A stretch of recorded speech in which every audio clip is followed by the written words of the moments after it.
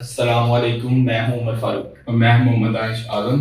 और आज हमारे साथ मौजूद हैं एक्सप्रेस न्यूज़ की female senior anchor Hina Adil Khan, जो अपनी इतनी कम उम्र के साथ अभी तक सक्सेसफुली ऑन एयर कंटिन्यू कर रही हैं। आइए इनसे कुछ सवालात के जवाब जानते हैं। First of all thank you so much ma'am, आपने अपने बिजी स्केड्यूल में से हमारे लिए टाइम निकाला। मैम हमारा सबसे पहला सवाल है, आपका करियर का आगाज कहाँ से शुरू हुआ? मेरे करियर का आगाज़ मैं 2015 में मेरी यूनिवर्सिटी से ही मेरे करियर का आगाज़ समझने के हो गया। मेरे सेकेंड सेमेस्टर में एक टैलेंट हंट प्रोग्राम था जो दुनिया न्यूज़ का था। वो मेरे यूनिवर्सिटी में ही था, मेरे डिपार्टमेंट में हुआ। उधर से मुझे सिलेक्ट किया गया, मेरी सारी ट्रेनिंग हुई और दुनिया न्यूज़ ने ही फिर मुझे लॉन्च भी किया। क्या क्या आपने इस कैरियर में डिग्री के अलावा कोई खास कोर्स किया है या कोई ऐसा इंस्टीट्यूट ज्वाइन किया जिसने आपकी तरबियत की हो इस हवाले से? नहीं, ऐसा नहीं है, ऐसा बिल्कुल नहीं है। और मेरा नहीं ख्याल कि आपको ऐसी कोई जो इस तरह की छोटी-छोटी एकेडमीज़ बनी होती हैं वहाँ जाना भी चाहिए। वो सिर्फ़ पैसे ज़ाया होते हैं और कुछ नहीं। महँगे-महँगे कोर्सेज़ होते हैं। आप जब तक किसी प्रोफ़ेशनल इदारे के साथ मुंसलिक नहीं होते, आप वो चीज़ें सीख नहीं सकते। मैंने सब कुछ जो है अपने चैनल से ही सीखा। जहाँ-जहाँ मैंने काम किया, जैसे सबसे पहले मेरी दुनिया थी ऑर्गेनाइज़ेशन, मैंने वहाँ से बहुत कुछ सीखा। फिर वहाँ से जब मैंने छोड़ा, मैंने बहुत कम टाइम वहाँ काम किया और उसके बाद मुझे एक्सप्रेस ने बुला लिया, मैं एक्सप्रेस आ गई। तो फिर मैंने सब कुछ यहाँ सीखा। और जो चीज़ें आप इन इदारों में काम करके ऑन एयर होने के बाद सीखते हैं, वो आप पहले नहीं सीख सकते। तो वो जो प्रेशर है एक हॉट सीट का, उस वक्त का, उससे आप चीज़ें ज़्यादा सीखते हैं। मैम आप इस फील्ड में बाय ड्रीम आई या बाय इंसिडेंट? दोनों ही कह लें। मैंने सोचा हुआ था कि मैं ना एंकर बनूंगी, या मुझे फेमस होने का बड़ा शौक था। मुझे बस बचपन से ये शौक था कि मैं फेमस हो जाऊँ। तो उसके लिए फिर बस मैंने ऐसे एडमिशन मैंने ऐसे इंसिडेंटली ले लिया, अचानक ही बस मैंने ले लिया। मैंने अपनी पूरी फील्ड स्विच की। मैं बीकॉम कर रही थी और मैं पंजाब कॉलेज की टॉपर्स में से थी। और वहाँ से फिर बस ऐसे ही मैंने सोचा कि यार नहीं, मुझे कुछ और करना चाहिए। तो फिर मैंने इधर एडमिशन ले लिया और उसके बाद फिर जो अल्लाह ताला ने लिखा होता है वो उसी रूट से होता है, वो आपको मिल जाता है। जिस तरह मैम आपने बताया आपको फेम हासिल करने का बहुत शौक था, तो एज अ फीमेल आपको फैमिली या सोसाइटी की तरफ से कोई प्रेशर फेस करना पड़ा? मुझे फैमिली की तरफ से तो किसी किस्म का कोई प्रेशर फेस नहीं करना पड़ा। अल्हम्दुलिल्लाह मेरे वालिद साहब बड़े सपोर्टिव हैं, मेरे भाई भी। और मेजर किरदार मेरे वालिद साहब का यूनिवर्सिटी में एडमिशन लेने से लेकर मुझे पिक एंड ड्रॉप तक देने के लिए, और फिर कंबाइंड स्टडीज़ के लिए अलाउ करने के लिए, और फिर उनमें भी पिक एंड ड्रॉप मुझे उन्होंने दिया और मुझे हर लिहाज से हर जगह सपोर्ट किया। जब मुझे चैनल ने रखा, हायर किया, तब भी उन्होंने मुझे सपोर्ट किया। और लेकिन सोसाइटी का प्रेशर हर लड़की को फेस करना पड़ता है। वो हाँ किसी भी कह लें कि उससे ताल्लुक़ रखती हो तबके से, उसको ज़रूर फेस करना पड़ता है।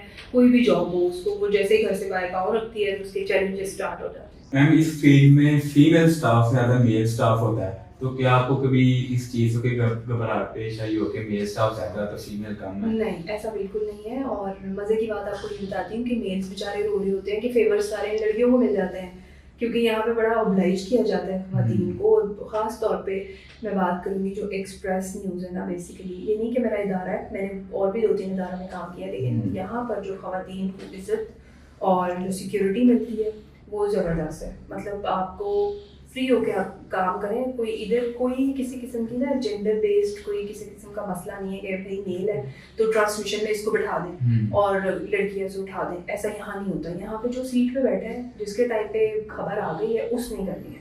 और अल्हम्दुलिल्लाह मैं मॉर्निंग शो कर रही हूँ यहाँ पे, तो मुझे इस किस्म का कोई मसला फेस नहीं करना पड़ता। अल्हम्दुलिल्लाह इस तरह का मैंने कोई मसला फेस नहीं किया। मैम एज अ फीमेल आपको इस फील्ड में किन डिफिकल्टीज का सामना करना पड़ा और आपने उनको कैसे हैंडल किया? फीमेल्स का सबसे बड़ा मसला ये होता है कि वो पढ़ती नहीं है। उनका ये होता है कि तैयार हो जाओ और बैठ जाओ। लेकिन यहाँ पर तैयार होकर बैठने से ज़्यादा आपको पता होना चाहिए हमें क्या बोलना क्या है जाके। मैंने बहुत सारी ऐसी देखी हैं ख़वातीन जिनको सिर्फ ये होता है कि अच्छे से रेडी हो गया, आखिरी मिनट तक वो तैयार होती रहती हैं। वो टाइम बचाकर वो स्टूडियोज़ में पहले नहीं जाती हैं, न्यूज़ रूम में पहले नहीं जाती कि जाकर वो पढ़ लें कि हमने करना क्या है। एटलीस्ट हेडलाइंस जो होती हैं वो पहले से लिखी गई होती हैं और वो हमने पढ़नी होती है। मेरा हमेशा ये होता था कि मेकअप जितना हो गया है ना 50 से पहले पहले बस हो गया, अब मुझे जाने दो, अब मैंने स्टूडियो जाना है, वो बात की बातें हैं कि वो बाद में देख लूँगी वहाँ जाके। तो मैंने एक चीज़ ये सीखी थी कि आपने अपने स्टूडियोज़ में टाइम पे पहुँचना है, वरना आप पैनिक सिचुएशन में आ जाते हैं। जब आपको माइक, IFB ये चीज़ें आपकी कनेक्ट हो रही होती हैं वायर्स, उसमें भी टाइम लगता है। तो फिर जब आप ऑन एयर जाते हैं आप घबराए हुए होते हैं, जब आप पहले जाते हैं आप रिलैक्स होते हैं, आपने पढ़ा हुआ होता है, आपको पता होता है कि फिलहाल क्या होने वाला है। वो तो कोई एक डेवलपमेंट बीच में आ जाए उसके लिए भी आपको अपडेटेड रहना पड़ता है। आज इस केस का फैसला आ सकता है, आज ये यहाँ एहतजाज हो रहा है, ये खबरें हैं, तो आपके इल्म में ज़रूर होती है। मैम आप इस फील्ड के स्टूडेंट को कोई ऐसी कोई एडवाइस है जो उनकी प्रैक्टिकल लाइफ में इनको हेल्प करे? प्रैक्टिकल लाइफ में तो एक ही चीज़ हेल्प कर सकती है कि आपने काम करना, आप इंटर्नशिप्स करें सब लोग, लड़कियां या लड़कियां, क्योंकि मैंने आपको पहले भी यही बताया कि जो आप पढ़ रहे हैं ना उसका प्रैक्टिकल लाइफ से कोई लेना देना नहीं है। आपको जब तक आप खुद जाके वो काम नहीं ना करते, जब तक आप फील्ड में नहीं निकलते, यानी आपको सबसे ज़्यादा बेहतरीन चीज़ आप फील्ड में जब निकलते हैं रिपोर्टिंग के लिए, तो सब एंकर से ज़्यादा पीआर रिपोर्टर्स की होती है। लोगों को होता है यार रिपोर्टर नहीं बनना है, एंकर बनना है। नहीं यार, पीआर है एंकर्स की, रिपोर्टर्स की। वो जब बाहर निकलते हैं किसी भी जगह पे वो जाते हैं तो उनके हाथ में लोगो होता है जर्नल का, और उससे ही कितने लोग इधर उधर भाग जाते हैं, इतने लोग उनके पीछे काम के लिए भागते हैं। तो वो चाहे छोटे से छोटे चैनल का हो लोगो, और उम्र में छोटे से छोटा रिपोर्टर हो, उसकी वर्थ हुई होती है, क्योंकि वो उस टाइम में पूरा चैनल रिप्रेजेंट कर रहा है, उसके हाथ में माइक है, उसके साथ कैमरा है और वो सब चीज़ें चल रही हैं। तो जब तक आपका एक्सपोजर नहीं होता ना बेसिकली इस फील्ड में, तब तक आप कुछ नहीं कर सकते। मैम क्या इस फील्ड में मेल्स और फीमेल्स के लिए कोई रूल्स या इंस्ट्रक्शंस डिफरेंट भी होती हैं?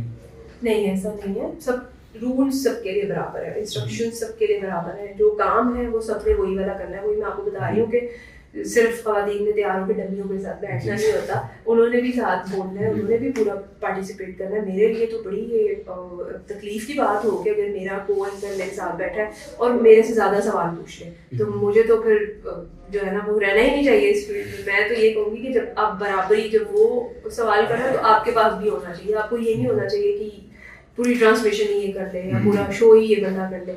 तो आपको प्रिपेयर होना चाहिए, और इसमें किसी किस्म की इदारे की तरफ से ऐसा नहीं होता कि ख़वातीन है तो उनको जो है जी वो सहूलत है कि ना ज़्यादा पढ़ें या ना ज़्यादा वो बोलें। तो बराबर है, रूल सबके लिए बराबर है। जी, तो मैम ये इंटरव्यू करने के बाद ना सिर्फ इससे गर्ल्स को काफ़ी बेनिफिट होगा, बल्कि हमारे जो आने वाले नए स्टूडेंट्स हैं इस फील्ड में उनके लिए भी काफ़ी ज़्यादा हेल्पफुल होगा। जी, तो देखते रहिए दानिश उमर के साथ GCTV गिफ्ट यूनिवर्सिटी गुजरांवाला।